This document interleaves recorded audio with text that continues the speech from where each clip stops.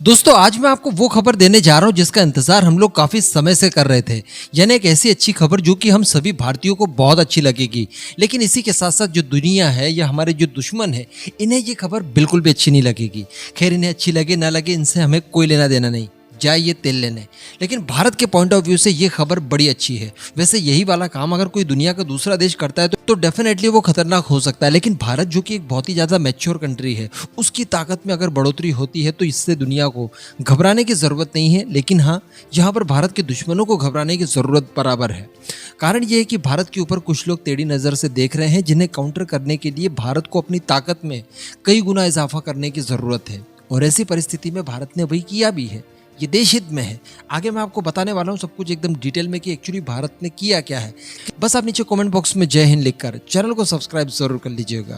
दरअसल आपने सिप्री का नाम तो जाना ही होगा। ये एक डिफेंस रिलेटेड थिंक टैंक है। इसने जनवरी 2022 तक भारत के पास 160 न्यूक्लियर होने का दावा किया है और इन्होंने बताया है कि भारत लगातार अपने न्यूक्लियर आर्सेनल को बढ़ाते जा रहा है। आपको शायद याद होगा कि एक जमाने में भारत और पाकिस्तान के बीच में ये डिफरेंस 10 का था लगभग, यानी पाकिस्तान के पास 10 न्यूक्लियर वॉरहेड भारत से ज्यादा थे। ये जो ऑफिशियल नंबर है, वैसे अनऑफिशियल बेसिस पर पाकिस्तान और भारत के पास इससे ज्यादा होने के दावे सुने हैं हमने अलग अलग माध्यम से। लेकिन अगर ऑफिशियली बात की जाए तो भारत के पास 10 की संख्या में न्यूक्लियर वॉरहेड पाकिस्तान से कम थे। लेकिन अब भारत भी अपने न्यूक्लियर वेपन्स को बढ़ा रहा है, इस बात का दावा किया है सिप्री ने। और फिलहाल भारत के पास 160 है, जबकि पाकिस्तान की अगर बात की जाए तो पाकिस्तान के पास अभी भी भारत से ज्यादा है, लेकिन केवल 5 का अंतर बचा है, यानी 165 वॉरहेड है। इसी के साथ साथ चाइना की अगर बात की जाए तो चाइना के पास बताया जा रहा है कि 300 से ज्यादा न्यूक्लियर वॉरहेड इस समय मौजूद है। और यहाँ पर भारत, पाकिस्तान, चाइना तीनों ही देशों के बारे में सिप्री के द्वारा कहा जा रहा है कि ये आर्सेनल लगातार बढ़ाते जा रहे हैं।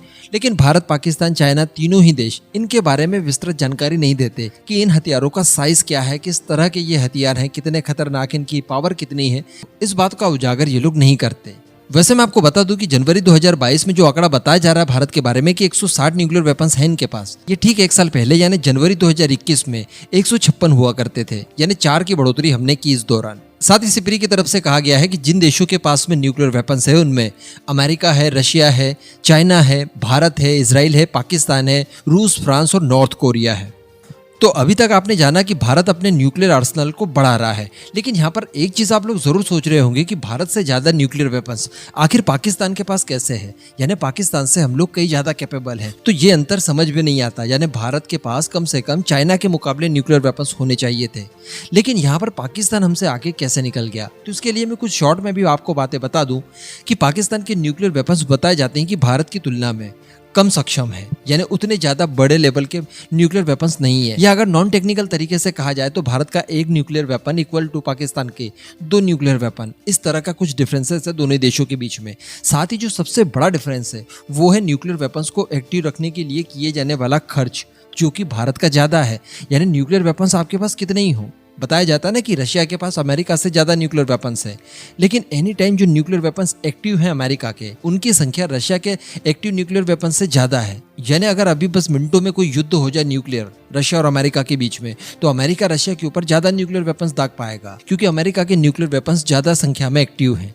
तो कहने का मतलब आप न्यूक्लियर वेपन्स कितने भी बना लीजिए, इनके रखरखाव के लिए, इन्हें एक्टिव बनाए रखने के लिए आपको बहुत ज्यादा पैसा खर्च करना होता है, जो कि पाकिस्तान नहीं कर पाता। इसलिए भारत के न्यूक्लियर वेपन्स ज्यादा एक्टिव हैं बजाय पाकिस्तान के। दूसरी बात, ये जो एक्टिव रखने का खर्च है, भारत लगातार इन खर्च को बढ़ाते जा रहा है। आप स्क्रीन पर ये चार्ट देख रहे होंगे, ये थोड़ा सा पुराना है जो मुझे मिला है। ये आंकड़ा बता देगा आपको कि कौन सा देश कितना खर्च करता है अपने न्यूक्लियर वेपन्स को रेडी टू वॉर रखने के लिए या फिर एक्टिव रखने के लिए। और अगर पाकिस्तान की बात की जाए तो पाकिस्तान अपने न्यूक्लियर वेपन्स के मेंटेनेंस के लिए जो खर्च करता है उसमें हर साल लगातार घटोतरी हो रही है। यानी पाकिस्तान इस रेस में यकीनन काफी पिछड़ते हुए जा रहा है और भारत इस रेस में आगे बढ़ते जा रहा है। हालांकि फिर भी यहाँ पर एक माइनस पॉइंट भारत का ये है कि पाकिस्तान की बात ऐसी है कि उसे केवल भारत को ही काउंटर करने के लिए न्यूक्लियर वेपन्स की आवश्यकता है, लेकिन भारत को पाकिस्तान के साथ साथ चाइना को भी काउंटर करना है। इस लिहाज से अगर हम लोग पाकिस्तान से आगे भी हैं तब भी ये आंकड़ा छोटा है। भारत को भी थोड़े और न्यूक्लियर वेपन्स बनाकर इन्हें एक्टिव रखने के लिए खर्च थोड़ा सा बढ़ाना पड़ेगा, तब जाकर हम लोग चाइना और पाकिस्तान दोनों को एक साथ काउंटर करने की पोजीशन में आ पाएंगे। वैसे न्यूक्लियर वेपन तो अगर एक भी अगर आपके पास है तो वो उतना ही खतरनाक है।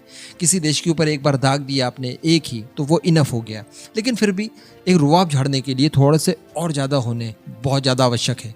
वैसे चाइना की भी अगर बात की जाए तो उसके पास बताने के लिए 300 है, लेकिन हम लोग ये भी नहीं भूल सकते कि चाइना को लगभग पूरी दुनिया को ही काउंटर करना है, और खासकर अमेरिका को। और सबसे बड़ी बात है कि भारत एकदम पड़ोस में है, साउथ कोरिया है, जापान है, यानी बहुत सारे देशों को एक साथ संभालना है चाइना को। इस लिहाज से चाइना का नंबर भारत से ज़्यादा होने के बाद भी वो कम है।